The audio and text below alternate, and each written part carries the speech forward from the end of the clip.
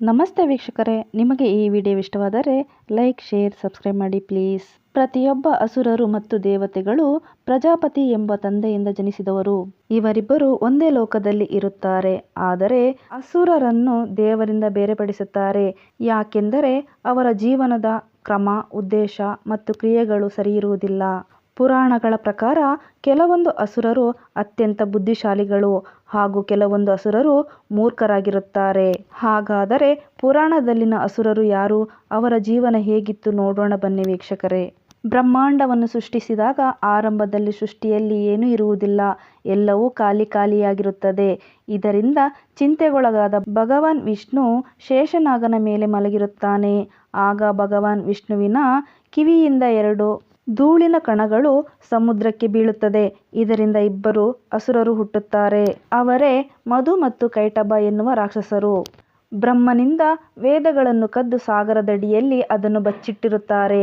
ಆಗ ವಿಷ್ಣುದೇವ ಹಯಗ್ರೀವ ಅವತಾರವನ್ನು ತಾಳಿ ಅವರ ದೇಹವನ್ನು 2 ಬಾರಿ 6 ಭಾಗಗಳಂತೆ 12 ತುಂಡುಗಳನ್ನಾಗಿ ಕತ್ತರಿಸಿ ಅವರಿಂದ ವೇದಗಳನ್ನು ಪಡೆಯುತ್ತಾನೆ. ಇನ್ನು ವೃತ ರಾಕ್ಷಸ, ಇವನ ರೂಪವೇ ವಿಚಿತ್ರ. ಈತನ ದೇಹವು ಸರ್ಪದ ದೇಹವಾದರೆ ಮುಖವು ಡ್ರ್ಯಾಗನ್ ರೂಪದಂತೆ. ವೃತ ರಾಕ್ಷಸನು ಬ್ರಹ್ಮಾಂಡದಲ್ಲಿರುವ ಸಂಪೂರ್ಣ ಜಲವನ್ನು ತನ್ನ ಹಿಡಿತದಲ್ಲಿ ಇಟ್ಟುಕೊಂಡಿರುತ್ತಾನೆ. ಇದರಿಂದ ಇಂದ್ರನು ವೃತನನ್ನು ಸಂಹರಿಸುವಾಗ ಆತನ 2 ದವಡೆಗಳನ್ನು ಮುರಿದು ಎಸೆಯುತ್ತಾನೆ. ಅದರಿಂದ ಇಂದ್ರನನ್ನು ಡ್ರ್ಯಾಗನ್ ವಂಶದ ಮೊದಲನೇ ಕೊಲೆಗಾರನೆಂದು ಕರೆಯಲಾಗುತ್ತದೆ. ಇನ್ನು ಇಂದ್ರಜಿತ್ ರಾವಣ ಮತ್ತು ಮಂಡೋದರಿಗೆ ಜನಿಸಿದವ. ಇಂದ್ರಲೋಕದ ಸರ್ವಕಾಲಿಕ ನಾಯಕ ಕೂಡ ಆಗಿದ್ದವನು. ಬ್ರಹ್ಮನಿಂದ ಸೃಷ್ಟಿಸಲಾದ ಬ್ರಹ್ಮಾಸ್ತ್ರವನ್ನು ಹೊಂದಿದ ಪ್ರಬಲ ರಾಕ್ಷಸನೆಂದರೆ ಇಂದ್ರಜಿತ್. ರಾವಣರ ನಡುವಿನ ಯುದ್ಧದಲ್ಲಿ ಲಕ್ಷ್ಮಣನು ಅಂತಿಮವಾಗಿ ಇಂದ್ರಾಸ್ತ್ರವನ್ನು ಪ್ರಯೋಗಿಸಿ ಇಂದ್ರಜಿತ್ನ ತಲೆಯನ್ನು ಕತ್ತರಿಸುತ್ತಾನೆ. ರಕ್ತಬೀಜಾಸುರ ಅತ್ಯಂತ ಶಕ್ತಿಶಾಲಿ ಮಹಾರಾಕ್ಷಸ. ಈತನು ತನ್ನ ಹೆಚ್ಚಿನ ಶಕ್ತಿಯಿಂದ ದೈತ್ಯ ರಾಕ್ಷಸರಾದ ಶುಂಭ ಮತ್ತು ನಿಶುಂಭರನ್ನು ಸಂಹರಿಸುತ್ತಾನೆ.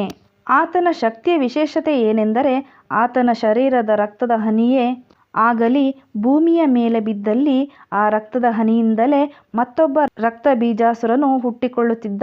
ಆದಿಶಕ್ತಿ ಕಾಳಿದೇವಿಯು ಈ ರಕ್ತಬೀಜಾಸುರನನ್ನು ಸಂಹಾರ ಮಾಡುತ್ತಾಳೆ. ಸಂಹರಿಸಿದಾಗ ನೆಲಕ್ಕೆ ಬಿದ್ದ ರಾಕ್ಷಸನ ಪ್ರತಿಯೊಂದು ರಕ್ತದ ಹನಿಯು ಮತ್ತೊಂದು ರಕ್ತಬೀಜಾಸುರನನ್ನು ಹುಟ್ಟಿಹಾಕುತ್ತಿತ್ತು. ಕೊನೆಗೆ ಕಾಳಿ ತನ್ನ ದೊಡ್ಡ ನಾಲಿಗೆಯಿಂದ ನೆಲದ ಮೇಲೆ ಬಿದ್ದ ರಕ್ತವನ್ನು ನೆಕ್ಕಿ ಎಲ್ಲವನ್ನು ಕುಡಿದು ಅವನನ್ನು ಸಂಹಾರ ಮಾಡಿದಳು.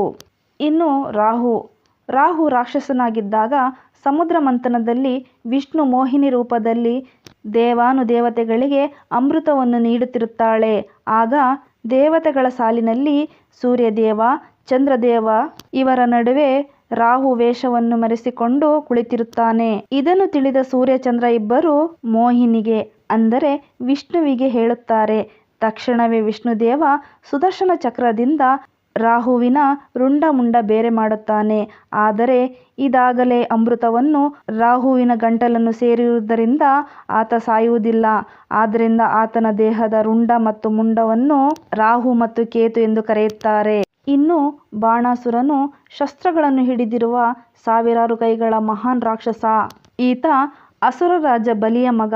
ಬಾಣಾಸುರನ ಮುಂದೆ ದೇವಾನುದೇವತೆಗಳು, ರಾಜರುಗಳು ಇವನ ಮುಂದೆ ತಲೆ ತಗ್ಗಿಸಿ ನಿಲ್ಲಬೇಕಾಗಿತ್ತು. ಶಿವನ ಕಟ್ಟಭಕ್ತನಾದ ಈತ ಶಿವನ ತಾಂಡವ ನೃತ್ಯವನ್ನು ಮಾಡುವಾಗ ತನ್ನ 1000 ಕೈಗಳಿಂದ ಮೃದಂಗವನ್ನು ನುಡಿಸುತ್ತಿದ್ದನು. ಶಿವನಿಂದ ಅಜೇಯನೆಂಬ ವರವನ್ನು ಪಡೆದ. ಅದರ ಸೊಕ್ಕಿನಿಂದ ದಿನಗಳು ಕಳೆದಂತೆ ಕ್ರೂರಿಯಾದನು. ಈತನ ಮಗಳಾದ ಉಷಾ ಶ್ರೀಕೃಷ್ಣನ ಮೊಮ್ಮಗನಾದ ಅನಿರುದ್ಧನನ್ನು ಉಷಾಳ ಜೊತೆ ಮದುವೆ ಮಾಡಲು ಮುಂದಾಗುತ್ತಾನೆ.